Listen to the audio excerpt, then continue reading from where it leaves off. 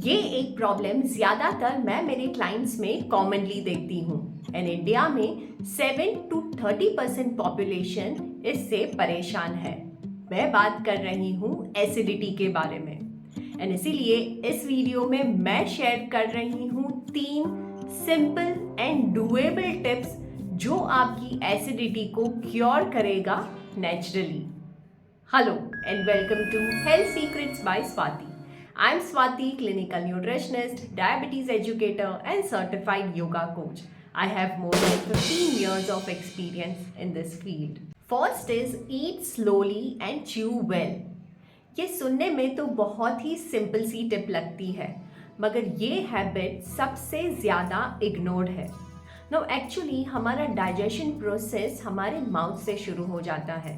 No जब हम खाने को अच्छे से चबा के खाते हैं तो वो फूड पार्टिकल्स को अच्छे से ब्रेक डाउन करता है एंड जिससे स्टमक उसे अच्छे से डाइजेस्ट कर सकता है।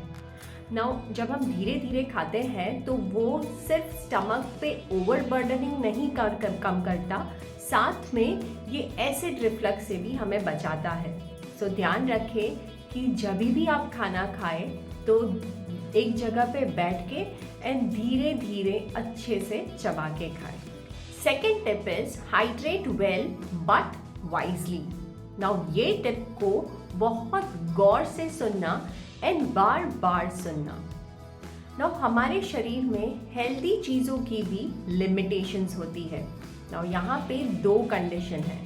फर्स्ट कि जब हम पानी कम पीते हैं तो स्टमक एसिड का कॉन्सेंट्रेशन बढ़ जाता है एंड ये कॉन्सेंट्रेशन बढ़ने से इसोफेगस एंड स्टमक लाइनिंग को ये एसिड इरिटेट करता है एंड जिससे acid reflux and heart burn के इश्यूज देखने को मिलते हैं।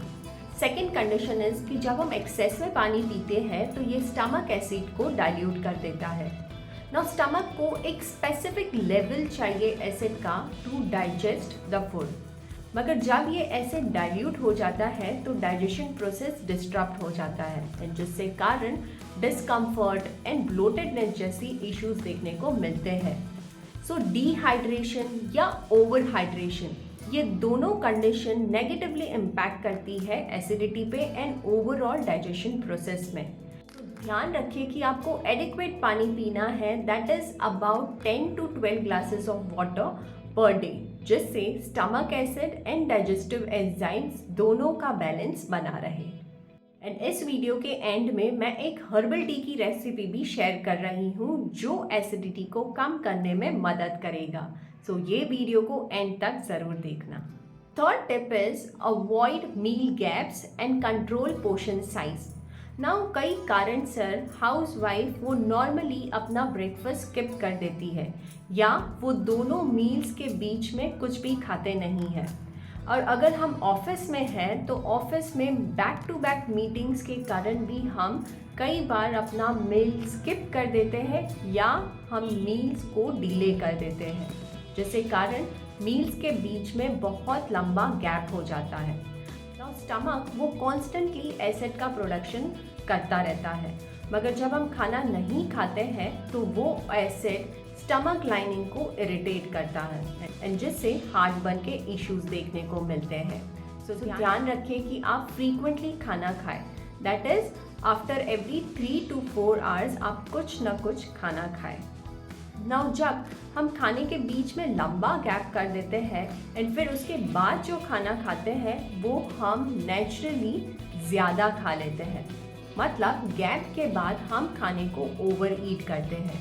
नाउ जब हम खाना ज़्यादा खाते हैं तो वो स्टमक पे ओवरबर्डन करता है एंड नाउ स्टमक के ओवरबर्डन के कारण जो लोअर एसोफेजियल वाल है वो वीक हो जाता है एंड एसिड रिफ्लक्स करता है एंड जिससे एसिडिटी का प्रॉब्लम और ज़्यादा ट्रिगर होता है।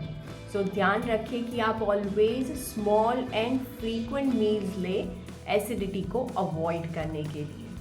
अनहेल्दी लाइफस्टाइल के कारण भी एसिडिटी का प्रॉब्लम और ट्रिगर हो सकता है, जैसे हाई स्ट्रेस लेवल्स, खाने के दरमियान गैजेट्स का यूज़ करना या खाना बहुत स्पाइसी या फ्राइड खाने से भी एसिडिटी का प्रॉब्लम बढ़ता है। सो ध्यान रखें कि आप ये सारी चीज़ों को अवॉइड करें। एंड साथ में ये हर्बल टी को भी अपने मील्स में ज़रूर इंक्लूड करें। एसिडिटी को कम करने के लिए आपको एक वेसल में 1 चम्मच फेनल सीड्स, 1/4 टीस्पून अजवाइन and 2 to 3 pieces of ginger 1 cup पानी में डालना है। नाउ ये पानी को उबालना है एंड जब ये पानी हाफ हो जाए वो पानी को छान के आपको वो लेना है। ये हर्बल टी आपको मील्स के हाफ एन आवर बाद लेना है, जिससे आपकी एसिडिटी कम हो सकती है। आई होप ये सिंपल सी टिप्स आपके लिए हेल्पफुल होगी। Don't forget to like, share and subscribe my channel for more nutrition science based videos. Till my next video, take care and stay healthy.